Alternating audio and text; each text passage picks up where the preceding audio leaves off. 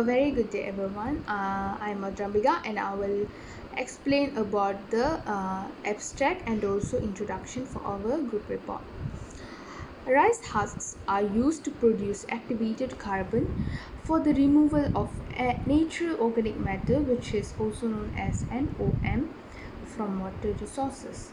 The water treatment and distribution systems face several problems, mainly because of the presence of NOM in water.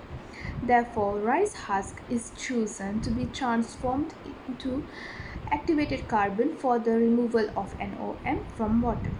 The processes of leaching and acid leaching are done to remove impurities from the rice husk. It is identified that there are physical and chemical methods for activating rice husk under a variety of circumstances. The factors that affects the absorption effectiveness of rice husk activated carbon, such as rice husk characteristics, pretreatment, activation, extent, and activation technique are discussed truly. Okay, for introduction, natural organic matter, which usually plays an important role in maritime ecosystem, is considered as a complex matrix of heterogeneous organic elements. NOM should be distinguished in raw water in order to increase the understanding of the uses of NOM in water treatment. Natural waste product, which is rice husk, is proposed to be used to produce activated carbon for the removal of NOM from water. For physical activation process, there are total of two stages, which is first stage and second stage of carbonization. So on the other hand, for chemical activation process, both carbonization and activation are carried out in the presence of chemical activators such as zinc chloride, phosphoric acid, sodium hydroxide and potassium hydroxide. These are undergone at low temperature. This research is aimed to determine the efficiency and performance of rice husk to be transformed into activated carbon for the removal of NOM from water treatment systems using physical and chemical activation methods at different temperature. It was to test various methods as well as processes, and also to determine the best and the efficient method which will serve as an alternative to commercial activated carbon. That's all from me. Thank you. Okay, Assalamualaikum. My name is Nafara Adila bin Zainuddin. My number is AA 200-864. So I want to present about the literature review of the activated carbon. And as far as we know, activated carbon is shapeless form of elemental carbon prepared by disruptive distillation of any one of a variety carbonaceous material. So the first one, activated carbon, usually used in environmental applications, environment protection, in water and wastewater treatment, also in gas filter. And based on this journal research with the commercial, as far as we know, commercial activated carbon are usually very expensive and generally derived from non-renewable materials. So through this literature review, we also know that commercial activated carbon are expensive. That's one of the problems. And the second one is non-renewable. Non-renewable means like we consuming the material cannot be recycled, so it's kind of dangerous to the earth. We can get the pollution, and then so based on this literature review, a lot of countries use activated carbon, especially in wastewater treatment and then the gas filter. Every country has a factory to use the gas filter. So as far as we know, activated carbon as an important object, important material or component to have in our country.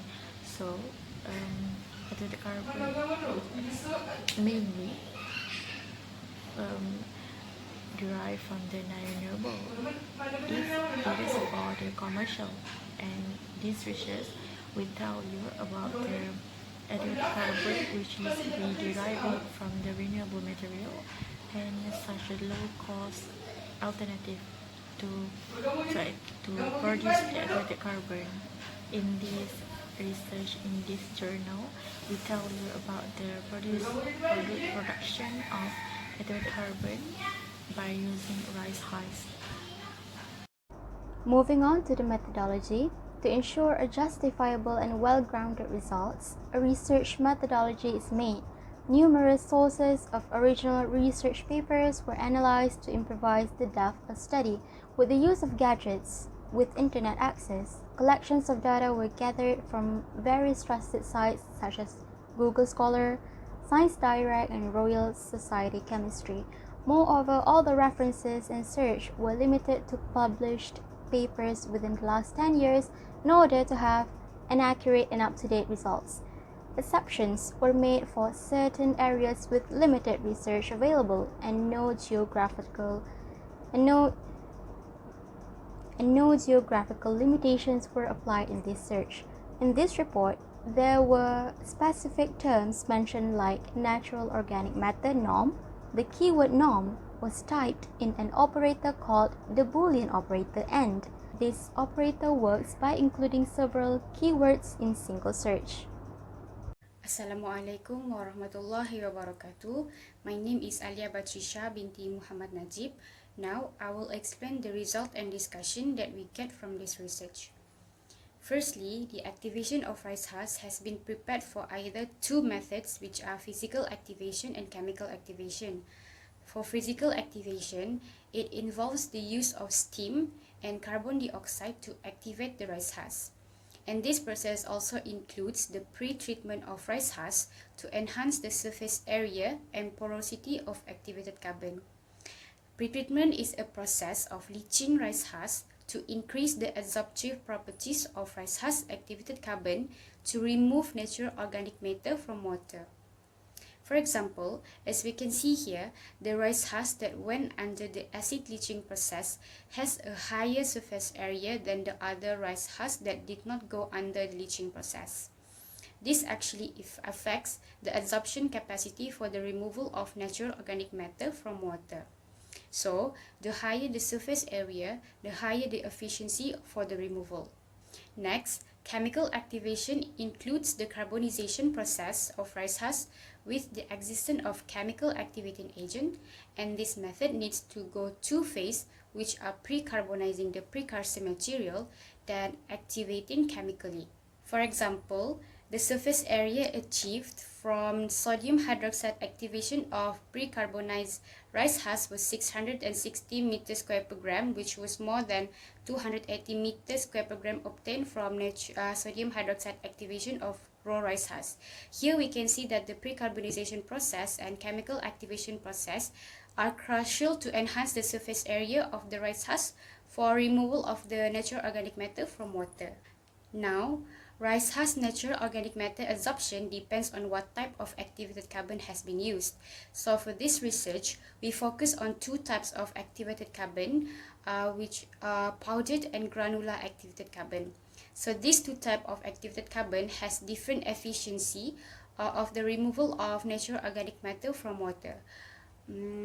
For powdered activated carbon, it is usually used to remove natural organic matters that produce smell and taste from the drinking water, and granular activated carbon adsorption is more effective to control chemical compounds formed by the reaction of a water disinfectant, for example like chlorine.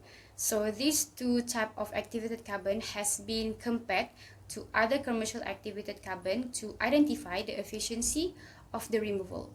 And that's all from me. Thank you. Last, we have conclusion part.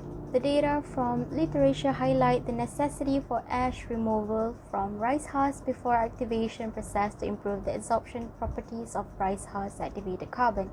Even so, the absorption size and range of carbon is not solely related to its surface area, surface chemistry, porosity, and mineral matter content only, but the accessibility of NOM to the carbon's inner surface also contributed to this matter.